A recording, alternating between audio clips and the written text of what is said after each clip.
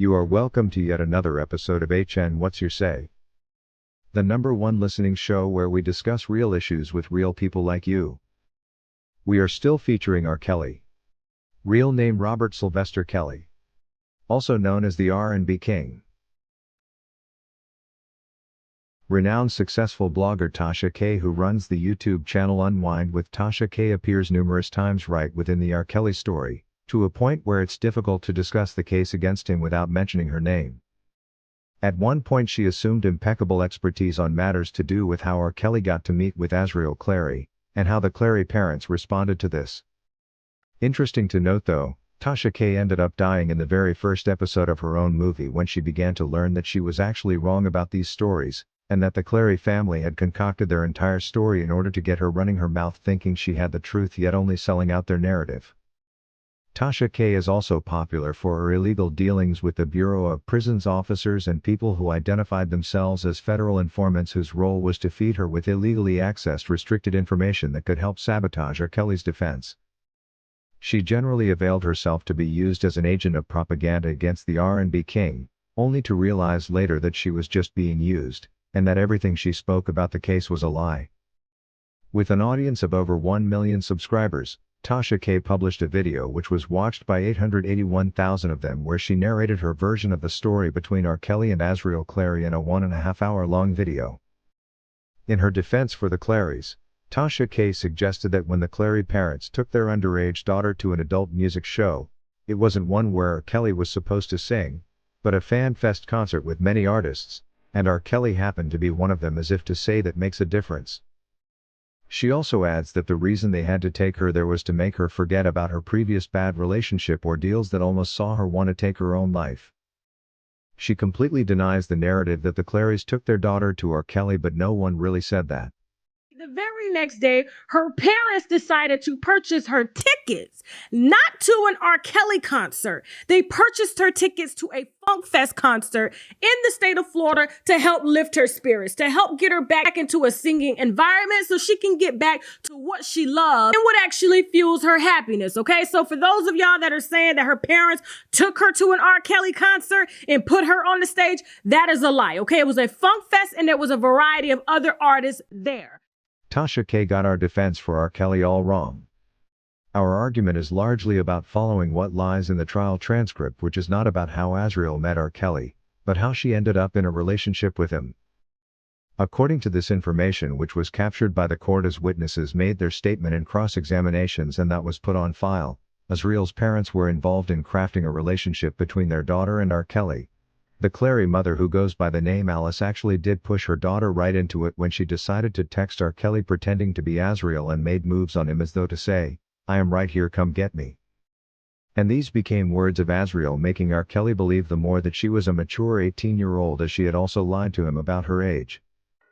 The parents being involved in the lying game about their daughter's age definitely made it complicated for R. Kelly to even find out whether she was 17.5 years old. I would challenge any of the New York jurors and Judge Ann Donnelly to an experiment where we would bring into the courtroom 2 young women, one 17.5 and one 18 years of age, to have them pick out the younger one. I am confident many would fail, and even those who get it right, it will just be a gambling game.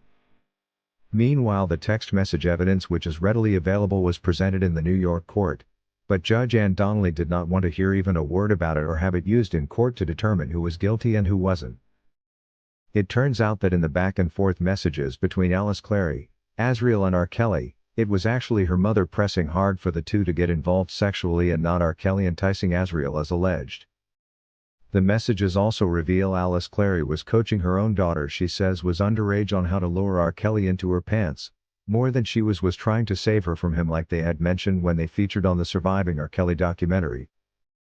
Evidence also shows that the parents were deeply involved in her lies to R. Kelly that suggested Azriel was 18 years of age. If mother and child decide to lie to a man that their daughter is of age, who is R. Kelly to question this?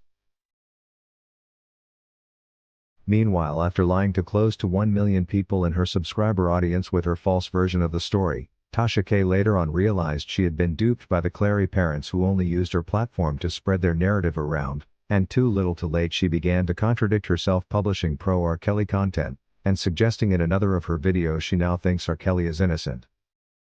By engaging in this kind of cheap talk on her channel where she commands an audience of over 1 million subscribers, and publishing a video of this nature watched by over 800,000 of these people, we are right to say that Tasha K's character of always running her mouth on matters she hasn't taken enough time to research on has seen her lie to an entire multitude who are only subscribed to her believing that whatever information she publishes is well researched and accurate.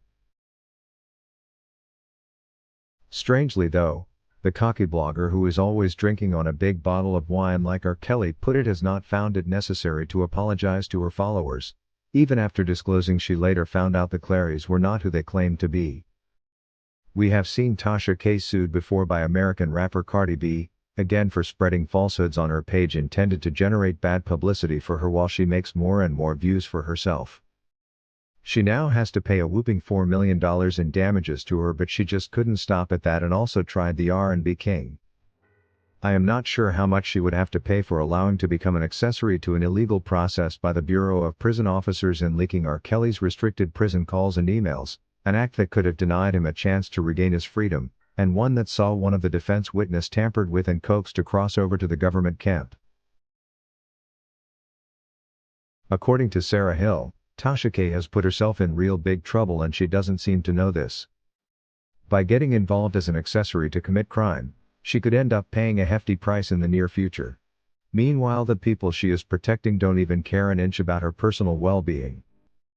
She had better tell on the BOP officer or else she will be in big trouble while the officer is free and on vacation.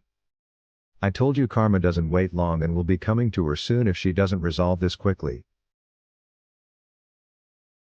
According to Kathleen Caldwell, Tasha K needed to be sued and I am glad Cardi B did it.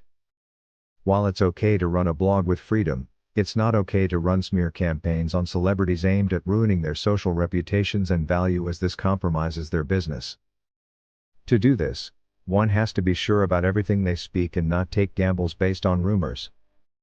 Attorney Bonjean should go after her to stop her unprofessional conduct and make her pay the full price. I am praying day and night for his freedom. If you wish to take part in a live interview on this channel discussing any of these topics, let us know by emailing us on sashahnnewsroom@gmail.com for scheduling. That is all we had for you today on HN What's Your Say? To keep updated whenever we post a new video, subscribe to this channel now. Also remember to hit the bell icon and enable notifications.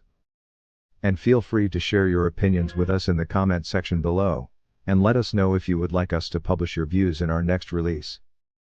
We value all our subscribers' opinions.